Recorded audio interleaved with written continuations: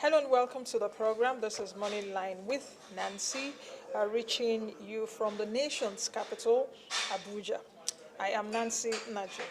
Today you would realize, okay, I'm not in my usual, place, which is the studio. Today we're coming to you from the center where the World Bank launched the Nigeria Development Update June 2022.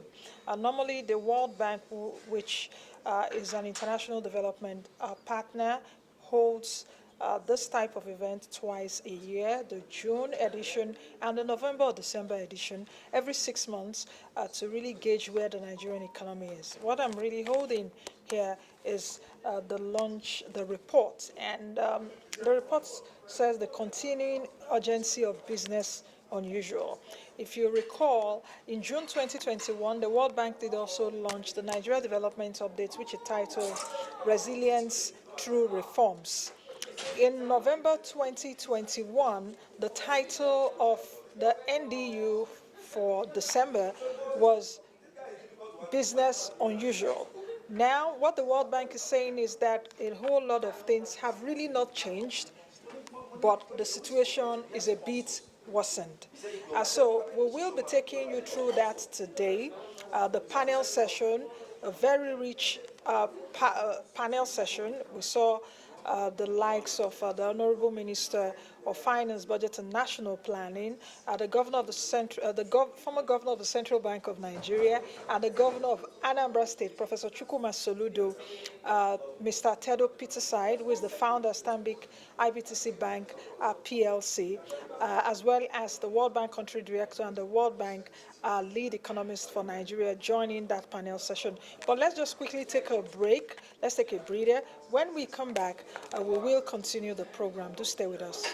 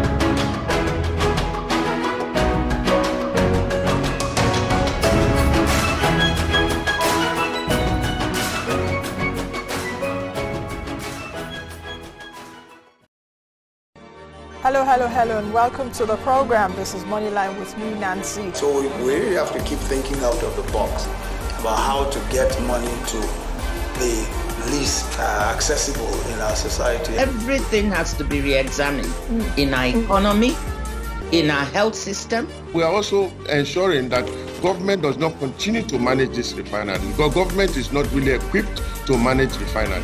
We need to come forward and do something different, so that we move from the situation of looking at things from purely a consumptive approach to a productive environment. The government and the people need to really agree on the need for a departure from business as usual.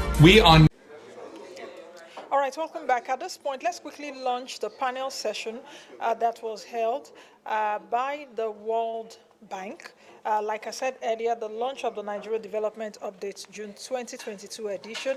At the panel session had the Honorable Minister of Finance, Budget and National Planning, Mrs. Zainab, Ahmed, the Governor of Anambra State, Professor Chukwuma, Soludo, Mr. Atedo, Peterside, the founder of Stanbic IBTC Bank, PLC, and the World Bank Country Director Shubham Chaudhuri, and Marco Hernandez, who is the lead economist for the World Bank in Nigeria. I moderated that panel session. It was a rich, engaging, interesting, and a bit depressing panel session. Why Nigeria needs to embark on certain critical reforms, like the removal of subsidy. Take a listen.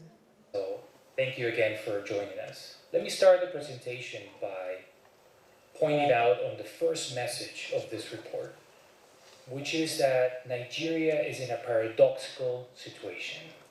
We have faster economic growth, but we have greater causes for concern. So why is that? Let's take a look first at what happened in 2021. So if we look at the red bar, that was our forecast 6 months ago for what was going to happen in 2021. We were projecting that growth was going to be 2.7%. Now, the actual GDP growth was higher than that, 3.6%. So that was good news.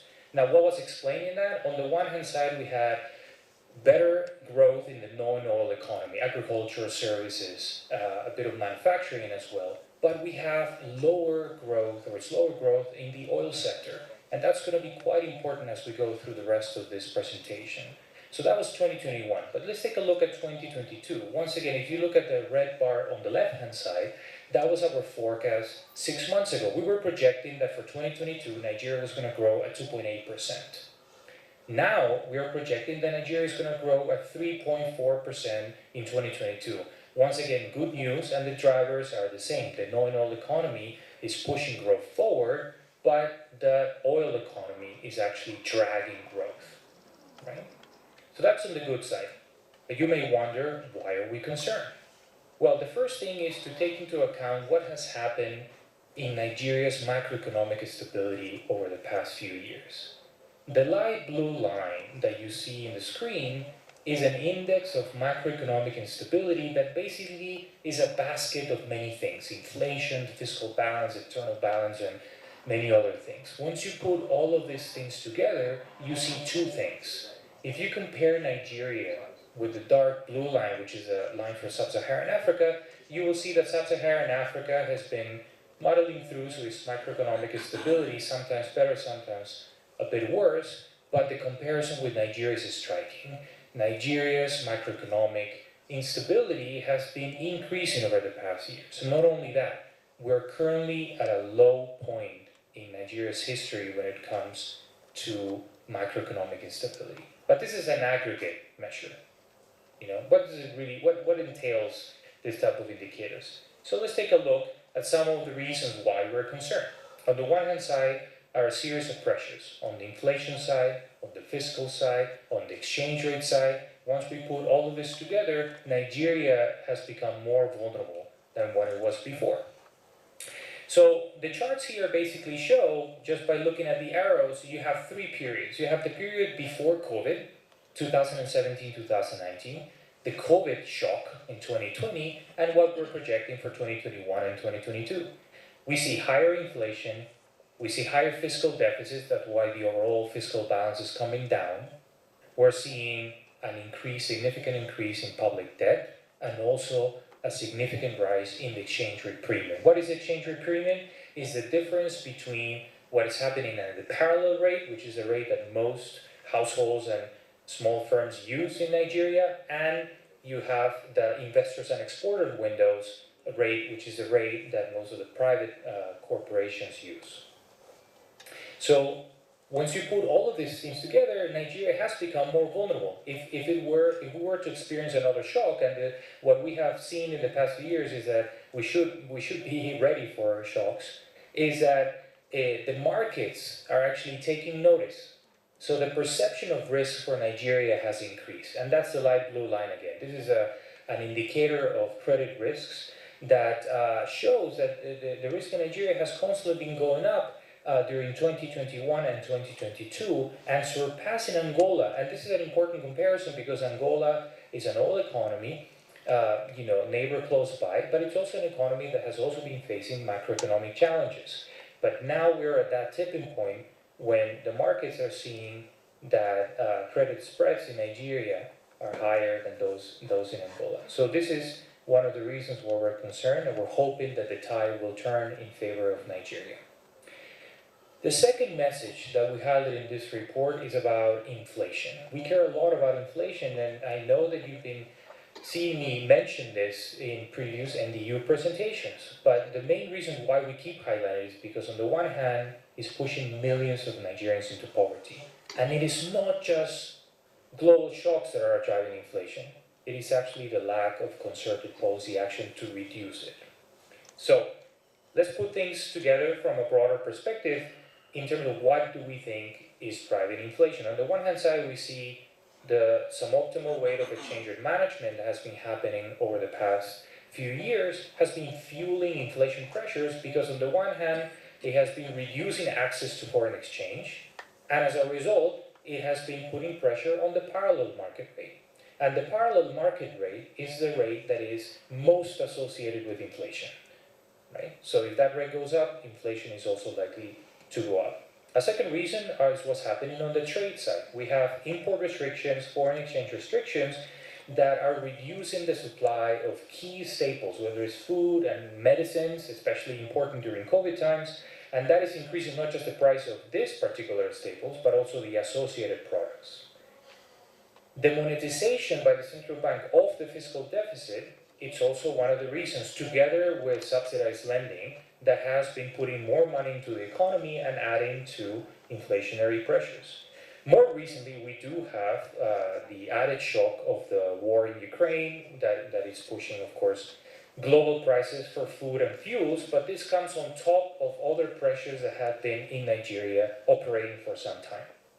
Now, as the Honorable Minister of Finance has highlighted, the monetary authorities have started to take action, and we welcome this action. In May 2022, we saw an increase for the first time in years of the monetary policy rate to try to really contain the growth of the money supply and therefore to reduce inflationary pressures. We see that as a welcome action, but Nigeria was also the last emerging market to take that action on the one hand, and also the context of Nigeria is quite peculiar because there are other reasons that are constraining the effectiveness of monetary policy. So just reducing or increasing the monetary policy rate may not be as effective as in other circumstances. So that's one thing that we wanted to highlight. Now, going back to the impact that inflation has on people, on the graph on the left-hand side, you see the impact on poverty. So let me explain this quickly by highlighting first the bottom line. We're estimating that by the end of this year, 2022,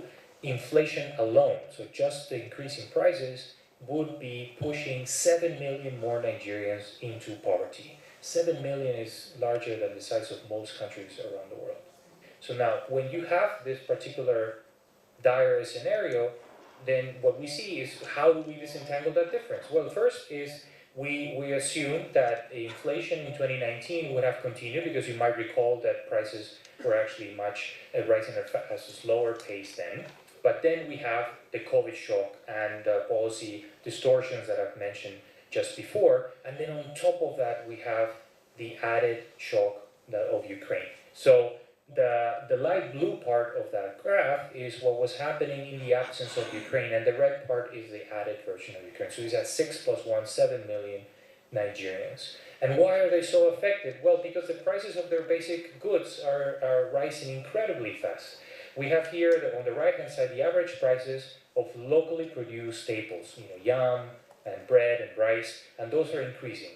Why are we highlighting this? Because why would the prices of locally produced goods be rising so fast? And why is this relevant to the comparison between global shocks and what's happening with policy distortions?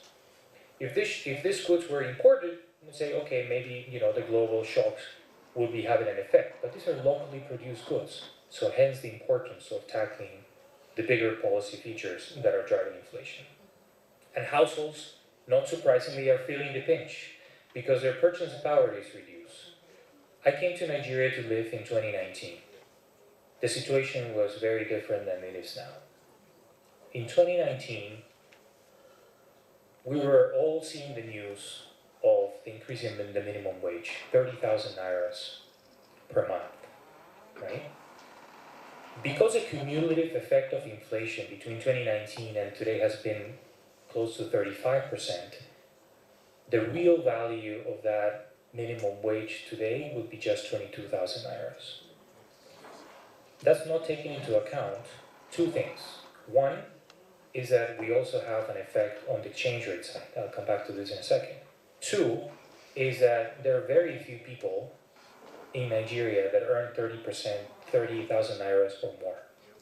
The median income of a family of 5 in Nigeria is less than 15,000 nairas per month. So that means that half of the population earns that or less. So now, we have the effect of the exchange rate, right? Back in 2019, I could have transferred my 30,000 nairas to purchase dollars and get $82. But there has been a big exchange rate depreciation. If I want to change that now, I would only get $37, accounting for inflation and also the exchange rate. So households, not surprisingly, feeling the pinch. And this is an example that we have been highlighting before that tries to link these policy distortions to what's happening on inflation. So here we're showing two main things: the relationship between inflation and exchange rates. The dark blue line is a parallel market rate. The red line is inflation. The first thing that you see is that when the parallel rate goes up, inflation follows. When the parallel rate comes down, inflation also comes down later. And subsequently, this is what we're seeing. The other thing that you see is the light blue line. The light blue line is the official rate that then transferred into the investors and exporters window rate. That is a rate that is artificially being kept stable. So what you see here is that there is little relationship between inflation and the investors and exporters window. So that's one of the reasons why we believe that if there's greater access to foreign exchange and a more predictable foreign exchange rate system, that would actually help to reduce the pressures that are bringing the parallel rate up. By bringing that parallel rate down, which is exactly what happened in 2017 when the investors and exporter window was created, the investors and exporter window was created, and that helped to bring down the parallel rate. And that, with that, helped bring inflation from very high levels. Let me then pass to the next message, which is one where we're seeing much greater concerns than before, and that's on the fiscal side. We have a fiscal urgency, and we're calling this section Nigeria's Curious Case of the Missing Oil Revenues. So what's happening? Let's start first with the basics. Oil production is going down. That's the light blue line. At the same time that oil prices are going up, production is low. And when we take a look at what is happening since 2021, this is an effect or a curiosity that began in 2021 and is likely to exacerbate in 2022. The first two reasons for lower oil production are widely known. High oil production costs in Nigeria, there's also oil theft and insecurity, but there are other reasons that are not as well understood. In this edition of the Nigeria Development Update, we have a full section on drivers of oil production. Another reason is the fact that the Federation has been accumulating arrears on joint venture. This means that not just oil production by the national oil company is not growing, but also that the private sector side is being affected by that, in addition to lack of investment. Now, we care about the oil sector gas revenues. This is basically the money that Nigeria gets from selling oil abroad, right? Depends on the price, depends on the production. You put those two things together, you get the gross price, the gross revenues from oil and gas. But then you have deductions. You deduct from that the petrol subsidy, you deduct from that other deductions, and then you end up with your net oil and gas revenues. When you do that, you then add on top of that the net non-oil, non-VAT revenues. This is your customs revenues, your corporate income tax, and other things. And then that gets distributed mostly to the federal government, but also to the states and local governments. On top of that, then you get a value-added tax. That's what we call the VAT pool. And that gets mostly distributed to states and to local governments. And then you put all of those things together and you have your total revenues that are distributed, once again, through very transparent formulas across the tiers of government. Now, let's focus for a second on the oil sector side. So, in 2020, we're seeing a particular situation. On the left-hand side, you have your gross. That's your starting point. On the right-hand side, the gray bar is your net. That's your end point, right? So I want you to focus on what is happening on the red bar. That's the cost of the petrol subsidy. So you see, it was 100 billion nairas approximately back in 2020. This is a time when oil prices were low, and you might recall that the government was taking efforts to update the price of petrol during that year, right? So the cost was much lower. Let's take a look at what's happening in 2021. The dark blue bar increases significantly because the prices of oil are increasing. Even if oil production is coming down, the price push is giving us more resources, right? But then the cost of the subsidy also increases. So the bottom line is when we compare net in 2020 with net in 2021, you have basically the same levels of oil revenues, right? Now take a look at 2022. Right? 2022, shocking in this respect. On the one hand side, because you have the war in Ukraine, which is expected to boost the gross revenues significantly, right? To one of the highest levels that we've seen in years in Nigeria. But the massiveness of the petrol subsidy is also quite evident, right? We're expecting that the petrol subsidy could cost as much as 5.4 trillion nairas in 2022 alone, which is much higher than if you combine all of the resources that are allocated for health, education, and social protection together. So once we see this number, needless to say, we're seeing a situation where the net revenues are going to be much lower than in nominal terms compared to the previous years. And this is at a time when every single good is costing more money, right? So that's on the old side. Now, let me take you to the good side of what's happening in the fiscal picture. That's the non-oil side, right? So we have the VATs and we have the non-oil economy and what's happening there. And when we put these three things together, you see that, yes, indeed, the light blue bar is what we just saw, right? The net oil revenues are coming down, but that is actually being compensated by the efforts from the Ministry of Finance and the government as a whole to try to boost value-added taxes and other taxes to actually push the revenue agenda, right? And that's the good side, because otherwise, if you look at 2022, that total column, the dark blue column, would be much, much lower if it wasn't for the rise in VAT. But this is a summary to show why Nigeria, despite having one of the highest prices of oil in years, we're not benefiting from higher revenues. At the state level, this affects, and I'm very happy that Governor Soludo is connected so that he can also tell us what he's experiencing in his state. If you see a dark blue bar in your state, that is bad news. That is bad to catalyze private investments for jobs and also for security, given that insecurity has been on the rise. And we have been documenting that in previous reports as well. So the challenge that we all know is that Nigeria is growing particularly fast, and we need to provide jobs for many workers that are looking for them, right? So we have 300,000 young Nigerians entering the labor force every single month. But we also have an issue on the demographic side.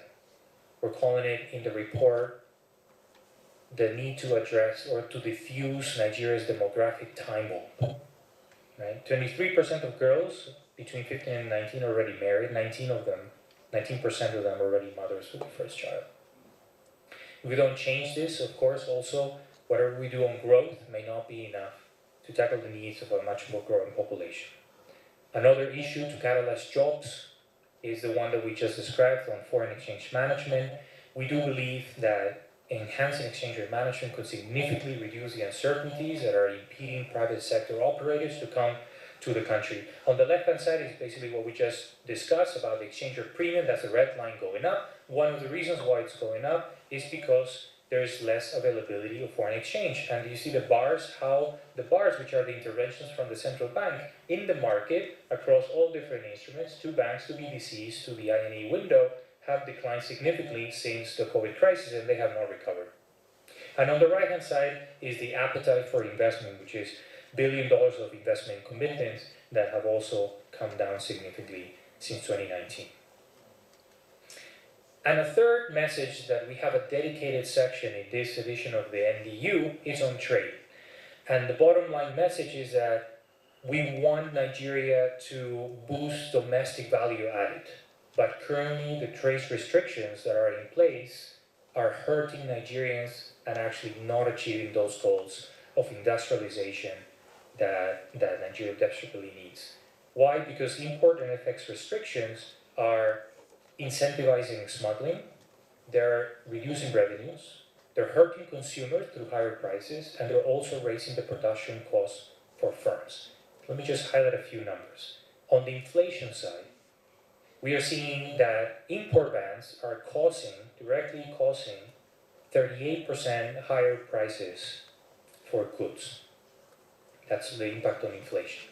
On the fiscal side, Nigeria is estimated to lose $1.8 billion every single year because of import bans, and this is a loss in tariff evasion. And Nigeria is also losing $275 million every year as a result of foreign exchange restrictions that are affecting tax revenues. On the investment side, what we see is that the average industry in Nigeria is paying 14% more for its inputs than what it would have paid in the absence of trade restrictions. And once again, we have a much more detailed analysis in the report. We just wanted to highlight some teaser numbers to show how important it is to mobilize the trade agenda, not just to reduce inflation, but also to boost revenues at a time where resources are urgently needed to support the recovery and also to promote investment. But finally, as we highlighted in the opening remarks, this is Nigeria's choice. And the next slides show you what business unusual could look like, especially in an election year. So we start with a graph that some of you may have already seen. This is just the GDP per capita in Nigeria, which is the solid dark blue line. And compared to Indonesia's, which is the light blue line, Nigeria had a higher per capita income compared to Indonesia back in the 70s and early 80s. Then Indonesia continued to grow substantially and it surpassed Nigeria. What can Nigeria do to rise to its potential instead of staying in a business as usual scenario where per capita incomes are not improving? So in this edition of the NDU, we are suggesting priority actions for the next few months in three key areas. Inflation. I hope that we all agree that high inflation is really bad. Addressing fiscal pressures, and also catalyzing private investment to boost job creation in a sustainable manner. Now, without going into the details of each policy action, let me highlight some examples. On the need to reduce inflation, we see that it's critical to fully reopen land borders and to remove foreign exchange restrictions and import bans to critical food and medicine and staple goods. That would really help to reduce pressures. On the fiscal side, it's no surprise that our main recommendation is to establish a compact with the Nigerian citizenry whereby we phase out the petrol subsidy and we redirect those resources to much needed investments in physical capital and in human capital as well, and to protect the poor that are facing very difficult times. On the catalyzing private investment, one example is establishment of a single and more market-responsive exchange rate and to improve the access to foreign exchange. We have discussed the foreign exchange issues at length, but let me highlight that we're not saying that the exchange rate needs to be flexible by any means. We just need to see, it will be very important for all market participants to see more predictability and credibility in what's happening with access to foreign exchange and also to understand that the foreign exchange moves with market forces. Otherwise, that pressure that we're seeing from the parallel rate will continue to build up. Now, if you combine with other sets of reforms that we'll be very happy to discuss at more length during the Q&A session, we do believe that these are critical options that can be implemented if there is a consensus among the elites in Nigeria over the next 6 to 12 months. Now, the Nigeria Development Update also highlights other issues that we're not going to be discussing today at length, but that we wanted to mention them so that you can also tell us what you think after you read the report. The first one is about investment in adolescent girls to defuse Nigeria's time bomb. We also have a dedicated analysis on the unintended consequences of trade policies. I mentioned already a few numbers. I hope you like that section as well. We are also digging deeper in what are the reasons why oil production is coming down. How to bring Nigeria's children back to school. During the COVID-19 times, there were a percentage of kids that left school. Many of them have not come back. The impact could be felt for generations. And also the attitudes toward the petrol subsidy reform, because we know how sensitive politically this issue is. So I hope you also are able to take a look at these issues and tell us your comments on those. This is the 6th time that I've been working with the team to produce. And on our part, I did say that we are going to try to reduce the fiscal pressures caused by the increase in the cost in our deficit due to the PMS subsidy. This PMS subsidy is costing us an additional 4 trillion that was originally planned. So this is unplanned deficit.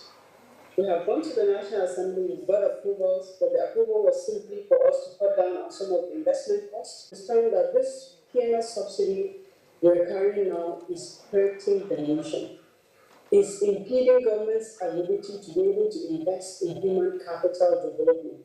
4.5 trillion is money that we have invested in health and education, but we're now investing it in consumption, which is very wasteful, because how many Nigerians own cars that are benefiting from this subsidy? On the fiscal side, this is not something we had planned, but the reality of the times was that there was already increased inflation, food prices were going up, so to remove the subsidy will further escalate that. So we're having to deal with it. We designed a program, like I said, called AMO. It's going to help us to reduce the cost of the subsidy so that we don't hit that 4 trillion additional deficit. It's also going to help us increase revenue by as much as 3.5 trillion. So imagine that we're able to save maybe 50% of that deficit that is caused by PMS. So that would be beneficial. On the issue of rising inflation, the monetary authorities are already responding. I'm sure, apart from the measure that we took in the last monetary policy meeting, that there will be other measures that will be rolled out. On our side, on the fiscal side, is how to provide some kind of cushion to reduce these inflationary pressures on food prices, on transport prices. And while I spoke earlier on what we might have to do in terms of reducing food prices, on transport prices, we're also looking at how to provide some cushion in the form of subsidy, in the form of being able to have the marketers that move diesel across the country to have some relief so that their cost of transportation is reduced, because that also shows up in the cost of everything else. But we're trying very hard so that it's not another subsidy that we're creating. We're working with the Ministry of Petroleum Resources to realize the commitment from CNG, which is an alternative to PMS, that will be a much cheaper source of transportation. Let me stop here at this time, Nancy, and hand over back to you. Restrictions, in fact, I and Hamzat here a little while ago during the presentation, we saw a picture in the middle, smugglers smuggling rice outside the borders of Nigeria. So smuggling reduced revenues, harm consumers, raised companies' production costs and all of that. I also do remember that in your inaugural inaugural speech on the 17th of March 2022, you stated your intention to pursue a small open economic framework for Anambra State in the context of the African Continental Free Trade Area. So what are your specific views on trade openness? I'm really interested to hear how you will speak now as a politician, as an economist turned politician. This is the issue. And I think that's part of what I want to put on the table. Politics is where. Politics is the one bridging, stopping, win action. We've had this analysis over and over. Atedo, Peterside is there. Listen to one speech he made at some point. The issue. This report I had. So, the diagnosis is clear. We know this problem. We know that Nigeria is grappling with several unsustainable, what I call the unsustainable, be it in the area of security and peace building, or in the area of macroeconomic framework and subsidies that nobody gets. We subsidize those who own cars but have no money to build the roads for them to drive on, and so on and so forth. The environment, which is missing in this report anywhere, infrastructure and growth drivers, the social, the youth. I'm glad you dealt with the social sector and the unemployment, urban unemployment, with tens of millions of youths who are unemployable. And then, of course, the oil that is out. And as you rightly said, last month of May, zero. That's what we received from the Federation account coming from oil. And we've reached the end of the road. And there is only one way to go, and that is begin in a very, very disruptive way to start the Honorable Minister is still there. I don't expect much change in terms of overall policies. There may be some sketches on the margin here and but in terms of the overall thrust, I will be surprised if dramatic change between now and the next. And I think that within the next context, we'll be writing much of this to say, because I believe that within the next regime, Nigeria faces existential threat. Many of these things are existential, whether it is economic, security is building, and a unit structure as also a federal thing. For example, take the report that the chief economist laid out. You know, how you calculate the subsidy, you net it out. This is federal government policy. Federal government decides that it wants to subsidize PMS. Why do you have to charge it on the subnational states? They should charge it on the revenue of the federal government and not charge it on the federation and so on and so forth. So there are a whole lot of fundamental questions. So my take, and that's why I'm in politics now, we have to have this conversation. The fundamental level, the structure of the country, politics of the country, and so on and so forth. We got to get to the heart of it, because you can't do the same thing over and over and expect a different result. It's not going to happen. We've had this analysis for a decade. The same analysis, the same conclusions of what to do. In fact, when we were working on how to remove 100 million Nigerians out of poverty at ESC, sometimes I made a cynical remark. I said it would be a miracle if we can, with the trend of things, stop even more people from falling into poverty. It will be a miracle. But the report we get this out, that more people are falling into poverty. So the disruptive change that must have to happen is what the conversation be all about. Because we're firing on all cylinders on all unsustainable path in ways, and going to get to the politics of it and to the structural change happen if this country is to. I have a highly faith that when we sit down together, be able to craft structure the kind of programs that will get us out of solutions are pretty obvious, I feel. But it's the handle on it. Just get them on. Remove this subsidy like yesterday. I saw a thing talking about after 2023. This ought to have been removed like yesterday. It benefits nobody. It's a zero-sum game. And unless we do that, imagine 2-3 trillion naira today. Each state of the federation could be given maybe 50 billion to fix the roads. And the federal government will still have 1.something trillion to pay just to fix infrastructure, just to fix roads alone. And then it's a no-brainer. Because if you continue with the subsidy, central bank will continue to give money. And it's a circus. You can't. You have to. I mean, because if that deficit will continue to rise there. And how does the federal government pay its bills? It got to resort to ways and means. And the ways and means continue to fuel inflation and depreciation of the exchange rate. So we get into this loop, we must break the hands off.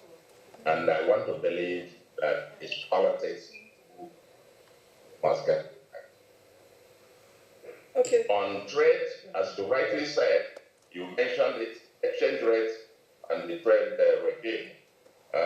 Yes, we want to get my state to become an exporting state, as it were. We want to end foreign exchange in the context of forex. But again, the exchange rate misalignment is an issue, both for foreign capital inflow and even for export. As the exporter would want to get his revenue back, or his export revenue back, then that the program market rate or something much more competitive, not something that is artificially fixed.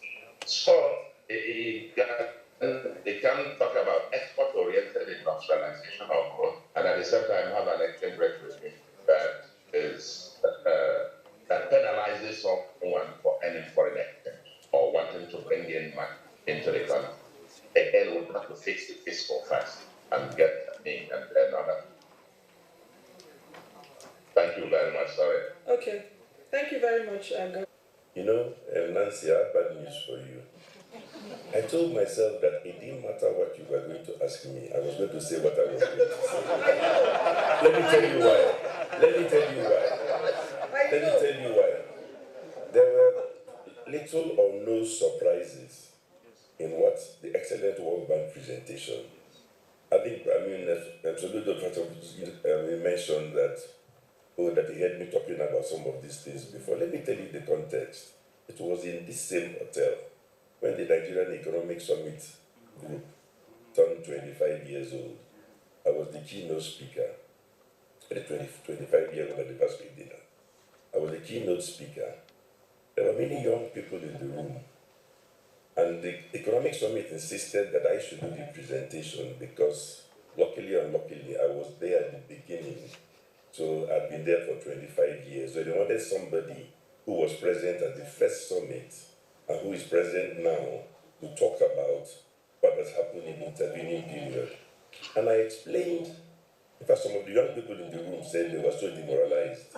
But when I read from the very first summit recommendations, removal of fuel subsidy, more than 25 years ago. So it's not as if the issues are new. The only thing that has changed sometime, or what changes, is the gravity of the problem. And the World Bank analyzed it correctly, but we all know. The subsidy becomes particularly destructive depending on the differential between the local price and the world market price of crude. So we have had different periods when it was narrower, wider. I was on the government's economic management team at the last attempt to remove the subsidy. But although we didn't remove it completely, if you remember, Nancy, we finished up adjusting the price, by a huge amount, thereby to reduce the size of the damage. What we now have in Nigeria is that we have given up on price adjustment, which will not lead to a massive crisis if the global, crude oil prices were low or staying stable. Unfortunately, we had the Ukraine war that's taken the price of crude right up there. So of course the World Bank is right. Forget about whether we are getting the benefits of their high price. We know we are not, for a variety of reasons which they've explained.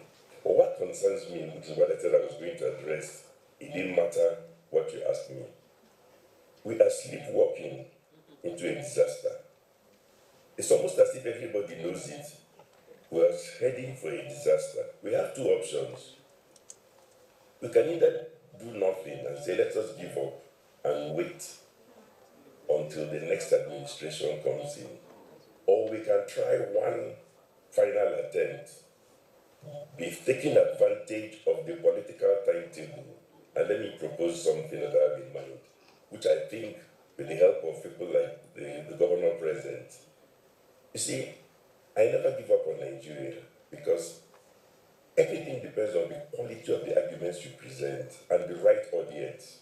The correct audience for this discussion is not even in this room, and that's part of the problem. It is the 36 governors.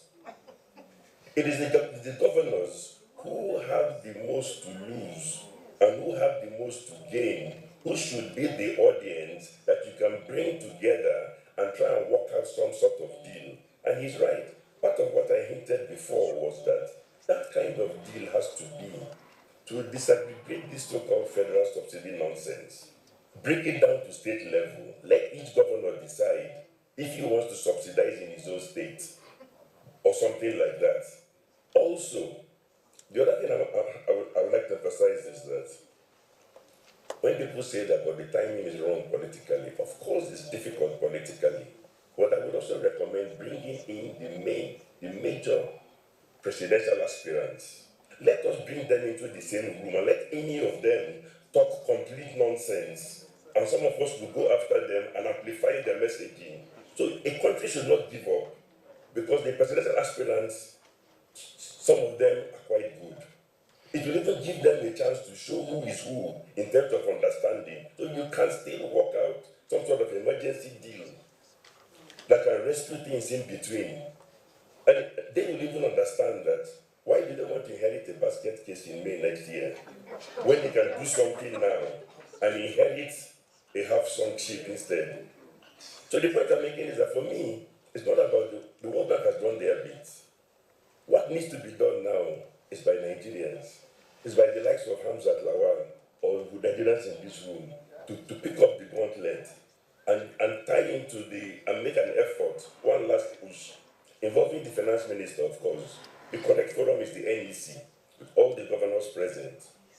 Have some serious heart-to-heart discussions and see whether we can change something. So if you want me to still talk about foreign exchange and all that stuff, of course, the one last comment I will make, and it's because it's not in the World Bank report, at least I didn't hear it, I didn't see it in the report, I didn't hear it today. You see, there's another aspect, the damaging aspect of the foreign exchange regime that we have, and also some of our trade restrictions, which is not emphasized enough. I've been an investment bank all my life, an entrepreneur and an economist as well, all my adult life. You know, the most damaging thing about these policies we have in place is that the playing field is not level. Let me give an example. There is nothing so as you can damage the economy in different ways. A foreign exchange regime that has different prices is not so damaging if the exact same price is available to all those in a similar situation. What we have here is that we have an opaque system whereby people in the exact same industry, in the exact same activity, are accessing foreign exchange at differential prices. Some innocent people are going bankrupt, not because they are not efficient, but because some lazy person has preferential access to either foreign exchange at a better price or subsidized credit. So those are some of the things that we need to address and correct. But I think, like I told you, if you want, you can ask me a more question. Anything you ask me, I'll talk about what I came to talk about. But because we are rounding off, I think it's very important that I mention something. We have to be careful when, as a regulator or as the institution in charge of fighting inflation and so on, you are talking about supply and demand and things like that. You've got to go behind the numbers. I give you just one example. Otherwise, you end up financing fraud. My colleague at the back made a comment, Mr. Rafsanjani. There is circumstantial evidence, I choose my words carefully, but a blind man can see. There is circumstantial evidence that the biggest thing the central bank is financing is fraud. The biggest consumption of foreign exchange in terms of goods and services is petrol. Now, Nigeria is the only country in the world when the price of petrol globally goes up dramatically, the volumes that are consumed by Nigerians go up even more dramatically, exponentially. Two things are happening, and we've been through this before, so please give me a break. Two things are happening. One, where does the fraud come from? Of course, the higher the price differential between us and our neighbors, the more everybody with anywhere near 4,000 miles of border takes Nigerian petrol to export. That's what you're financing. The second thing, I've been a banker all my life. All payments are against documents. Nobody is going to bring a ship to central bank. So what happens is that the other reason why the volume goes up dramatically is that those in charge of the whole subsidy arrangement, the formula is as follows. For every 3 or 4 real shipments, we manufacture documents for a 4th shipment, and we all share the money. We have been through this before, done serious investigation, found people guilty. So if you're in charge of something, for goodness sake, be bold enough to tell the truth and bring the facts to the government. That's why I say let us focus on taking stern action to arrest this nonsense. Otherwise, you get so clever that you use your brains for the wrong thing. You start trying to justify nonsense. Let's be very careful, okay? The evidence there is circumstantial, but let's go and look at how the volumes rise in Nigeria. And conversely, if the price of oil should collapse now globally, you will find that your local volumes will shrink. What more evidence do you want? We're dealing with racketeers. This oil subsidy business is a huge business. It has always been. And then also, it gets more attractive and encourages more people to join the cartel and the mafia when the opportunity for arbitrage is widest, like now. So let's be very careful how we try and justify all kinds of fraudulent things. If you don't have the courage, just say I don't have the courage to tell the truth. But some of us want us to force Nigerians to tell the whole truth and face the problems. And you don't help government, the NEC, the state government and everybody, when you shy away from the truth. That's why I said that this should be an NEC discussion. Also, one last thing I'll say about the subsidy. There's also an aspect of it, which I've said before, which I will say again. What percentage of the subsidy is consumed by what geographically in Nigeria? Is it fair that Lagos consumes the lion's share of a subsidy, and the poorest people in the poorest states in the northwest and the northeast are subsidizing consumers like me in Lagos? So we are basically Robin Hood would rob the rich to pay the poor. Here, between central bank, federal government, everybody, they are robbing the poor to make the rich richer. Don't give me this kind of explanations, because we've been through it before. The evidence is there. So again, what I'm saying is that let's call a spade a spade. And that's why I'm still hopeful that even if it comes to naught, some of us are going to try and put pressure on the NEC to bring in the aspirants, the serious ones, and try and work out some sort of a deal. In some countries, what you sometimes have is that you get, at the time of a change of government, is the best time to arrive at some sort of national compact. Yeah. And we don't want people in the room who come and confuse them by talking about supply and demand and funny things, because they all know the truth.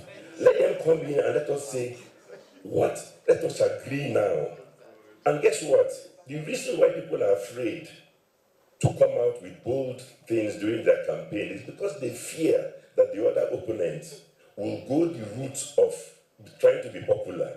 So if you can get the 4 or 5 principal aspirants to agree that none of you will do the following, then you can let that person do it. And then we'll take out his name and say, this is the black leg in the room. So there are ways that let's not just surrender and pretend that we are doing our best. We can't do anything about our hands are tied. Come on. I don't accept that. Thank you. Thank you very much. And we've talked about it in the past. We will surely talk about it in the future. Just didn't make it to the short list for this edition. Can I just react? Thank you first, Mr. Peterside. I think our other panelists have already left. The Honorable Minister. It really is a real privilege that you spared the time to join us. I think what you said, Mr. Peterside, is key. That we are here to offer some ideas, some analysis. Much of it you already know, but it's really up to Nigeria to take up the gauntlet, as you said, and we certainly hope that will be the case. It is ultimately going to be a consensus amongst the elites, as His Excellency Governor Soludo kept saying. It's one thing to be an economist, and then but then you actually have to get into the world of politics. And in Nigeria, that's a world of consensus among the political elites, perhaps beginning with the National Economic Council, which I certainly hope so. It seemed like there was some traction there last year, but there also has to be that trust within them to build that consensus. We would love to see something on this happen sooner rather than later. Welcome back. That's the much you can take on today's edition of the program. I hope you've enjoyed the package, but most especially not even about enjoyment. It's about, getting those information and details home. Nigeria cannot continue the way it is right now. That is the basics of what today's edition is about. The country cannot afford to continue to pay subsidy of about 6-7 trillion naira, borrowing to pay subsidy. And this anyhowness cannot continue. On that note, I am Nancy Naji. Be the best you can be and be the change that you want to see. I'll see you all again next time.